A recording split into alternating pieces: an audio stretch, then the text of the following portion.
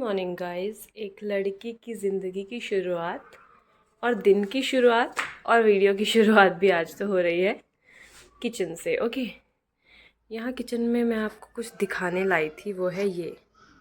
वो ऊपर यहाँ पे ये मोर खड़ा हुआ है।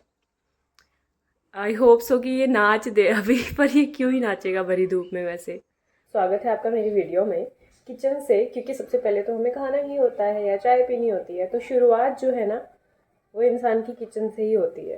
तो आज हमने सोचा है कि हम इंटरव्यू की तैयारी शुरू करेंगे, क्योंकि कल ऑलरेडी हमारा रिजल्ट आ चुका है और अब बहुत क्रूशियल है कि इंटरव्यू की तैयारी शुरू कर दी जाए। बिकॉज पहले जब रिजल्ट नहीं आ रहा था ना, तब हमें लग रहा था कि रिजल्ट अगर एक हफ्ते बाद आएगा तो इंटरव्यू में 21 दिन बचे होंगे, अगर 2 हफ्ते बाद आएगा तो इंटरव्यू में 28 दिन बचे होंगे। बट अब रिजल्ट आ गया है और इंटरव्यू जब शुरू होएगा वो दिन फिक्स हो चुके हैं, यानी कि 15-16 दिन के बाद इंटरव्यू शुरू हो जाएंगे और कह रहे हैं कि फेब के लास्ट वीक में इंटरव्यू शुरू हो जाएंगे। तो इट्स क्रूशियल टाइम कि मैं इंटरव्यू की तैयारी करना शुरू कर दूं और आपको भी कहूं कि आप भी करना शुरू कर दो। हे गाइस, कैसे हैं सब लोग। मैं आ चुकी हूँ ऊपर और देख सकते हो मैं पढ़ रही थी। बट मैंने सोचा कि बहुत सारे कमेंट आ रहे थे क्वेश्चंस में कंफ्यूजन के रिगार्डिंग। देखो, कट ऑफ की बात है तो कट ऑफ 4, 5, 6, 7 दिन में पता लग ही जाएगी। मतलब 5 दिन के अंदर अंदर कट ऑफ पता लग जाती है। तो अगर 7 तारीख को रिजल्ट आया, 12 तारीख के भीतर हमें कट ऑफ पता चल जाएगी। बट फिर भी एक वो होता है ना कि हाँ, जब तक कट ऑफ नहीं पता लगेगी ना तब तक बच्चे इंटरव्यू की तैयारी नहीं शुरू करेंगे। ये कड़वा सच है लेकिन है। तो कुछ कन्फ्यूजन थी बच्चों की। कुछ एक क्वेश्चन है जिसमें सभी बच्चे कन्फ्यूज्ड हैं और ऐसे क्वेश्चन हर बार आते ही हैं। तो मैं सोच रही थी कि कुछ क्वेश्चंस क्लैरिफाई कर दूं और जिनमें मुझे कन्फ्यूजन है वो आप क्लैरिफाई करना, ठीक है। तो पहली बात तो रनर वाला क्वेश्चन था, उसमें बच्चे बहुत कन्फ्यूज थे। मैं बता दूं कि ये ना क्वेश्चन रिपीट हुआ है, एएफओ में पहले भी आया था, शायद पिछले साल या पिछले से पिछले साल आया था। और उस बार मैं रनर करके आई थी और मेरा ना मार्क्स कटा था उसका। तो और मुझे वैसे भी पता चल गया था क्वेश्चन पेपर, मतलब बाद में क्वेश्चन करने के बाद, एग्जाम करने के बाद, कि रनर मेरा गलत है और वहाँ पे राइजोम होना था। तो इस बार मैं स्पेशली ना ये वाली जो रनर, राइजोम, ऑफसेट, ये सब चीज़ें पढ़ के गई थी, क्योंकि मुझे लग ही रहा था कि इस टर्मिनोलॉजी से पक्का क्वेश्चन आता है और मैं कंफ्यूज होती हूँ।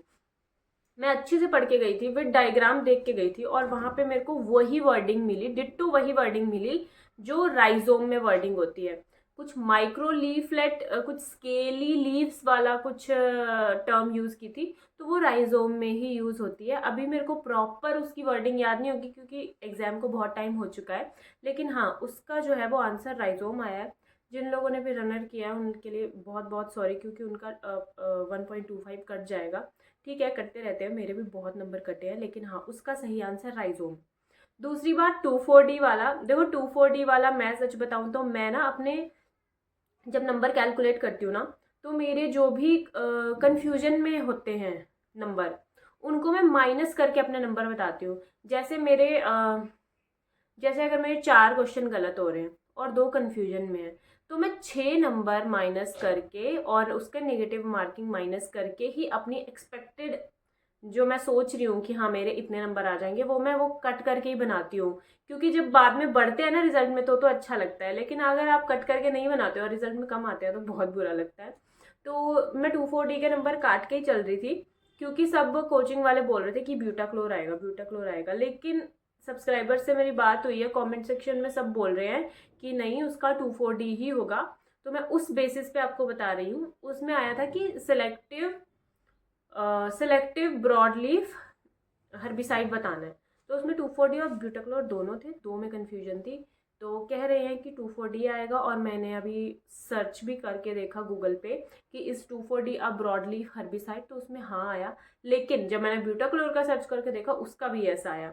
लेकिन ठीक है, वाइडली लोग ज़्यादातर 2,4-D को जानते हैं एज कम्पेयर टू ब्यूटाक्लोर, तो हो सकता है वो 2,4-D वाला सही हो। तो अब मैं उसके नंबर थोड़ा सा प्लस करके चल रही हूँ अपनी कट ऑफ में, जो मेरे एक्सपेक्टेड मार्क्स है, ठीक है। अच्छा, थर्ड क्वेश्चन कौन सा था? थर्ड क्वेश्चन वो वाला था कि ये जो माइक्रो न्यूट्रिएंट्स आए थे, कॉपर, आयरन और क्या था, जिंक है ना, और क्या था, अ, हाँ, आयरन, क्लोरीन, जिंक, ये सब जो चीज़ें थी, इसमें क्या आना था। अब इसमें मैंने देखो, मैंने ना जिस दिन में एग्ज़ाम हुआ था उसके अगले दिन मैं आई, अगले दिन क्या उसी दिन मैं आई, मैंने सारे जो भी क्वेश्चन मेरे को याद आ रहे थे वो सारे लिखे हैं और उनके जो मैंने आंसर दिए हैं वो लिखे हैं, क्योंकि बाद में ना हमें याद नहीं रहती कि हमने क्या सर्च टिक किया है। तो मेरे को याद है उन सब ऑप्शन में से सबसे सूटेबल वही था और वही उसका आंसर आ रहा था, क्योंकि बाकियों में बाकी एलिमिनेट कर रही थी मैं, क्योंकि मेरे को अच्छे से याद था कि कौन से न्यूट्रिएंट कैरियर यूज होंगे, कौन से स्ट्रक्चरल एलिमेंट है, कौन से प्राइमरी एलिमेंट है। तो इसमें आया था वो एक था ना एक्सेसरी और रेगुलेशन और ये सब चीज़ें, तो ये वाले वो एलिमेंट्स थे, ठीक है। अब आता है लोमी सॉइल वाला क्वेश्चन जिसने बहुत ही ज़्यादा दिमाग ख़राब किया है। 3 3 4 4 ऑप्शन सेम थे बिल्कुल। एक ऑप्शन था इक्वल प्रॉपर्टीज़ क्या इक्वल प्रोपोर्शन कैरी करेगा सैंड सिल्ट और क्ले का। दूसरा पता नहीं क्या था, इक्वल प्रॉपर्टीज़ कैरी करेगा शायद सैंड सिल्ट और क्ले की। और तीसरा था शायद कि डोमिनेंट प्रॉपर्टीज़ कैरी करेगा सैंड सिल्ट और क्ले की। तो मुझे पता नहीं कि इक्वल प्रॉपर्टीज़ वाला था या नहीं, पर देखो मैं तो डोमिनेंट प्रॉपर्टीज़ करके आई हूँ, तो मैं अपना ना गलत ही लगा के चल रही हूँ कि मेरा वो क्वेश्चन गलत हो जाएगा, लेकिन हो सकता है कि IBPS ठीक भी कर दे। इक्वल प्रपोर्शन मैंने इसलिए नहीं लगाया, पता नहीं कोचिंग इंस्टीट्यूट्स में इक्वल प्रपोर्शन कह रहे हैं। इक्वल प्रपोर्शन मैंने इसलिए नहीं लगाया क्योंकि वैसे भी जो लोमी सॉइल होता है उसमें सैंड सिल्ट और क्ले इक्वल प्रपोर्शन में नहीं होते हैं। सैंड सिल्ट हमेशा ज़्यादा होते हैं, क्ले कम क्वांटिटी में होती है, तभी उसका इफेक्ट ज़्यादा आने लग जाता है। कहते हैं ना कि 80% से ज़्यादा सॉइल हो तो वो सैंडी सॉइल कहलाती है, लेकिन क्ले सॉइल 80% से ज़्यादा क्ले नहीं होनी चाहिए। अगर 40% से ज़्यादा क्ले हो तो तभी क्ले सॉइल कहलानी शुरू हो जाती है। इस बेस पे मैंने उसका इक्वल प्रोपोर्शन वाला नहीं किया। इक्वल प्रॉपर्टीज़ का भी देखो मुझे नहीं पता कि सैंडी की इक्वल प्रॉपर्टीज़ क्ले की भी इक्वल, तो मैंने डोमिनेंट वाला तब टिक किया क्योंकि इन दोनों में बहुत ही ज़्यादा कन्फ्यूजन हो रही थी। अब वो मुझे नहीं पता कि क्या सही है इसमें क्या गलत है, क्योंकि इसमें बहुत तगड़ी कन्फ्यूजन है कि उस ऑप्शन में इक्वल प्रॉपर्टीज़ लिखा था या सही आंसर इक्वल प्रॉपर्टीज़ वाला होगा या डोमिनेंट प्रॉपर्टीज़ वाला होगा, ठीक है। ये वाला क्वेश्चन हो गया। अब एक और क्वेश्चन था, कौन सा, रुको मैं देख लेती हूँ। हाँ, बटन मशरूम वाला। बटन मशरूम वालों ने भाई इतना उसमें ना, उसमें बटन स्टेज नहीं लिखा था, उसमें सच में बच्चे कह रहे हैं कि बटन साइज लिखा था, कि वो जब बटन साइज का हो जाता है तब हम उसको कट कर लेते हैं। तो आप ये सोचो ना कि बटन का साइज तो इतना सा होता है, और बटन वैसे भी अलग अलग साइज के आते हैं, वैसे नहीं बोल सकते, लेकिन जो स्टैंडर्ड साइज होता है वो शर्ट के बटन का वो तो छोटा ही होता है ना, तो इसलिए काफ़ी बच्चों ने वो वाला, काफ़ी बच्चों का गलत हुआ भी है। लेकिन कोचिंग इंस्टीट्यूट सब बोल रहे हैं कि बटन स्टेज होगा, बटन स्टेज होगा। प्रॉब्लम ये आ रही है वहाँ बटन स्टेज नहीं, वहाँ बटन साइज लिखा था। मैंने तो कर्ल्ड मार्जिन वाला कर दिया है, लेकिन वो शायद बटन मशरूम के लिए नहीं है, वो किसी और टाइप के मशरूम के लिए है, हार्वेस्टिंग इंडेक्स। अब गॉड नोज कि उसका क्या आएगा, बटन साइज आएगा या बटन ये आएगा। बहुत तगड़ी कन्फ्यूजन है। जिनमें मुझे कन्फ्यूजन है प्लीज़ आप लोग बताना कि आपने क्या किया हुआ है, आपने क्या लिख के आया, और अगर आपको बिल्कुल थोड़ा सा भी आइडिया है कि क्या उसका सही आंसर होगा या ऑप्शन किसी को याद है तो बताना मुझे, ठीक है। इसके अलावा एक हेट्रोट्रॉप्स वाला क्वेश्चन था जो बहुत ही तगड़ा था। वो क्वेश्चन था कि मुझे ये बताओ, उस क्वेश्चन में था कि name the organism which proliferates on the organic matter substrate. अब सब बच्चे कह रहे हैं हेट्रोट्रॉफ होगा, कुछ बच्चे कह रहे हैं जाइमोजीनस होगा, ठीक है। तो हेट्रोट्रॉफ तो वो heterotroph is a broad term है ना, जो कि दूसरों पे लिव करते हैं, लेकिन एक उन्होंने स्पेसिफिक टर्म दी थी कि हाँ ऑर्गेनिक मैटर के सबस्ट्रेट पे वो जीते हैं। तो अब मुझे देखो, मैंने वो क्वेश्चन नहीं किया क्योंकि मुझे उसमें कन्फ्यूजन हो गया था। जब मैं रिवाइज करने लगी थी मैंने उस क्वेश्चन को अनअटेम्प्ट कर दिया था, बट अगर हेट्रोटॉप हुआ तो मेरा एक नंबर चला जाएगा। बट हाँ, कुछ बच्चे कह रहे हैं कि आई डोंट रिमेंबर पर्सनली कि जाइमोजीनियस टर्म जो थी वो थी ऑप्शन में, लेकिन बच्चे कह रहे हो they clearly remember zymogenous was in the option, तो अगर वो ऑप्शन में है तो जाइमोजीनियस ही होगा। हेट्रोट्रॉफ मुझे ज़्यादातर मोस्ट प्रॉब्ली ऐसा लग रहा है कि शायद वो गलत ही होगा, बाकी मुझे आइडिया नहीं है क्योंकि मैंने खुद वो क्वेश्चन अनअटेम्प्ट किया है, तो मैं इतना ज़्यादा बता नहीं सकती उसके बारे में। इसके अलावा आज साली वाला क्वेश्चन हमारा हो गया है गलत, इंक्लूडिंग मी ऑल्सो। आज साली का क्वेश्चन गलत कर दिए हैं।